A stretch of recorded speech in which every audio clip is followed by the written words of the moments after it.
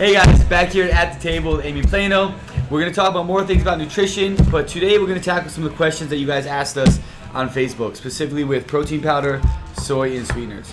So we're going to kind of get into that today. And I also want to thank Jasmine, who is the CrossFit Milford video photographer person, on the amazing new microphone. So hopefully you guys can all hear us now, especially when Justin decides to vacuum during the video. So let's get started right away so we don't have another 35-minute video. All right, Amy Plano. Yes. Protein powders. What's good? What's bad? What should you look for? Does price really matter when choosing a protein powder? Very good question. So I think it really depends. You know, one of the questions I often get is, what is the best protein choice to choose? Okay, and the word best kind of is pretty relative depending upon what you're looking to get from your protein powder. So in my kind of eyes, to me, if I were to kind of categorize the proteins, I would say whey would be my favorite choice for a protein powder. And the reason why whey would be the best choice as a protein powder is that it has the highest amount of branched chain amino acids. It's a complete protein, and it tends to be relatively inexpensive. Okay, there are different types of whey on the market. You guys may see a whey isolate, you may see a whey concentrate, or you may also see a whey hydrolysate. Okay, so Progenics, for example, they use the hydrolysates. And so what a hydrolysate is, it is a very concentrated form of protein, and it's already been broken down for us. Okay, so it's the reason why we would put a hydrolysate in a protein powder would be because post-workout we want to be able to take up our nutrients as quick as possible. But, you know, kind of one of the myths on the market is that we need to always go with an isolate. We always need to go with an isolate. And so what an isolate is, it just means it really has nothing but protein in it, okay? So it just has protein, it has a very low amount of lactose, and it has a very low amount of fat, okay? But in terms of the protein powders, we just want to make sure that they're priced appropriately. So a concentrate, even though it does have a small amount of lactose and a small amount of fat, still is generally probably your best choice because it tends to be priced appropriately. And so the hydrolysates are generally going to run you another $20 for the same for the same size servings. So it's really important when you guys are choosing protein powders that you guys would go with a whey if you can tolerate dairy products. With that being said, the isolates would be lower in lactose. So even if you have a hard time breaking down those proteins, you could still go with a protein powder that has a whey. You just want to make sure that it, that it is in that isolate form. So I think, okay, so dealing with protein powders, let's say you can go to Costco. Yes. And you can get like a 5-pound jug for like $22. Yes. Or let's say you can pick might be termed higher quality protein. Yeah. And it might be $55, $60 for 2 pounds, right? Or sure. 2.5 pounds. Sure. So does that matter? Because, okay, so we break it down, most of the time proteins come from pretty similar places. Sure. But does the price matter for some of these proteins? Well, what's going to drive up the price typically on the protein powders is the form that it exists, as well as what they're sweetening it with, as well as if they're touting it to have any other ingredients. So for example, if you go to Costco and they have, a big giant 5-pound tub for, $30, they're probably going to be using a concentrate, but a lower grade. And so they also probably will put some fillers in there, to make it extend it further, versus something like a higher quality protein where we might pay more money for it. That's generally going to typically be an isolate or a hydrolysate. So why is it more expensive? Well, it's kind of like organic foods, if we want to use that kind of, is that it costs more to process, the ones that are more expensive typically. So is it really worth it? It depends, to be honest with you. For what I would look for is the ingredients. Like, I never want more than 5 ingredients in my protein powders. I also tend to really like more of the natural-based sweeteners. So, so for example, Progenics uses sucralose, and most other brands also use sucralose. Sucralose is just the same thing as Splenda. The True-Teens, some of the other kind of cleaner proteins on the market, they'll use a natural kind of cane sugar. Sugar is sugar is sugar. But if you're looking to avoid artificial sweeteners, a lot of times that's how they get a cheaper product, is because they're able to use kind of a boatload of the artificial sweeteners. So, in all honesty, I think a good price point, when you're looking for a protein powder, is generally around probably around $30, $30 to $35, and you should get about 20 to 25 servings. That's good. I'm usually up around $50. Yeah, and once again, the reason why the ones that are touted at CrossFitters tend to be more expensive is that because they are kind of on that cornerstone that they're a hydroxylate, so they're processed more. But in all honesty, they tend to come from the same source. And the way that I like to look at a lot of the products on the market is that they've been around for 3 years and they have a good reputation. And the most important thing, I probably should mention this, is that they have a high concentration of leucine. Okay, and so leucine is really important, and you want, when you're looking at your protein powders, to at least have 2.5 grams. Okay, and that's the only thing. What is leucine? Leucine is one of the branched chain amino acids. And what leucine does is it really kind of helps us drive muscle synthesis. Okay, so why that's important is that it's fast. It's able to kind of turn the switch post workout, and it also gives us an insulin response. So of those branched chains, leucine is able to drive up insulin more so than something like a casein. And so leucine is the most important amino acid when we look at the branch chains for making sure that muscle synthesis kind of kicks on as quick as possible. Gotcha. Cool. Awesome.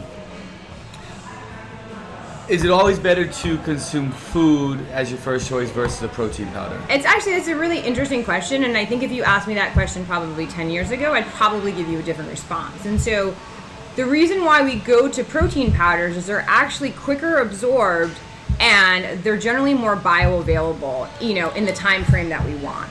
Okay, and so what I mean by that is, say post-workout we have a piece of chicken or we have a piece of steak. Those are all complete proteins. Those all have all of the 9 essential amino acids, so they do still drive protein synthesis, but they're not absorbed as quickly. And so what I mean by that is, so if we had a whole food and we were trying to get, liberate the amino acids, it would probably take about 60 to 80 minutes to drive up the levels that we need and flood the blood with amino acids. When we have something like a whey, especially like a hydroxylate, it only takes 20 minutes to get the amino acids into the blood. Versus something like casein, it can take anywhere from 4 to 6 hours. So food is always good in between. And I'm a huge fan of food, obviously, but post-workout, if your goal is to really recover optimally, you want to make sure that kind of switch is, kind of kicked on as quick as possible. So that's why we use protein powders. We don't use protein powders to replace foods. But in terms of convenience and bioavailability, they're going to come in quicker. Yeah, I like to look at supplements as just the supplements. Absolutely. Supplement isn't something that you want to take a whole food source out to put in. It's just a supplement on top of what you're currently doing. Absolutely. So, I think not to kind of wrap this up pretty quickly because we're already at 10 minutes. Is how much protein do you really need a day? And I say this because I think lots of the information that people get out there on the internet is geared towards specificity. So you can find all right, how much protein do endurance athletes eat? But what truly is an endurance athlete? So an endurance athlete isn't someone that comes to the gym, whether it's Fitness Edge across from Milford, for an hour. An endurance athlete is someone who might be putting in 90 to 2 hours, Absolutely. 90 minutes to 2 hours of work a day. What specifically is a strength athlete? Well, that's not someone that's not really coming in and doing an A and a B and cross at Milford and then a workout. That's someone who's spending probably 90 minutes of just pure squatting and pressing and weightlifting. So those numbers are different than, let's say, 99% of the population that just comes in to work out to be healthy. So how much protein should they be taking in a day? That's a good, and usually the tricky part is the easiest way is to base it on lean muscle mass. And so I usually use, if you know how much body fat you carry, the remaining is going to be lean body mass. Okay. And so for example, if you are, I'm trying to think of a quick example, but say you have... You might use me. Okay. Okay, and so what's your current weight? 200 pounds, probably about 6% body fat. No, I'm kidding. So we'll go. 200, probably between, let's just say 15%. Okay, so if we have somebody that's 200 pounds and they're 15% body weight, they're carrying 30 pounds of body fat. So of that 200, 30 pounds is fat. Okay, so our lean muscle mass, easy subtraction, becomes 170 pounds. Okay, so we have 170 pounds of lean muscle mass. Okay, and we generally will range that individual depending upon the intensity, how hot it is, and really kind of overall volume. I usually use a range of 0.6 to 0.9 grams per lean pound. So our range for you, 0.6. That would be on the low end. Yes, I would never go that low. I would probably, let's see, 1.2, 170, 204. Yeah, so I would probably actually raise it. I would go probably for most CrossFitters, 0.7 to 1.2. And that would bring you closer to 200 pounds. Yeah. An easier way, if you don't want to use kind of complicated and you don't know your body fat, it would just simply I would never go any lower than 1 gram per pound, okay? Yep. Especially if you're below 20% body fat, okay? So for all, and that if you go in excess, what's important to note is that it will get converted to body fat. Awesome. So there's no benefits of over-consuming. Right. We did have 2 quick questions on sweeteners and soy. Yeah, so I would just say very quickly, like we said last week with the soy, although there are studies that show that soy does not lower testosterone and increase estrogen, most of the studies to date, with the exception of 3, do show that it can long-term have an effect on the testosterone level. So if you're choosing a soy product, also be mindful it's going to have carbohydrates in it. So I would say if you're using a soy product, try to throw in the mix, the wheys and the caseins as well. I wouldn't use it as your primary source. In terms of sweeteners, what if you see soy lecithin in a whey protein? What does that mean? Soy lecithin is just a binder. So what soy lecithin does is it emulsifies the dry products in there. And so what would happen without a soy lecithin is that the product would separate out. And so it's okay to see that. Absolutely, yeah. Right. You'd see it with salad dressings, all other types of foods that are bound up. Another thing that you didn't say, but I do want to talk about very quickly, is grass-fed protein powders. And so one of the misconceptions is that we have to buy everything organic.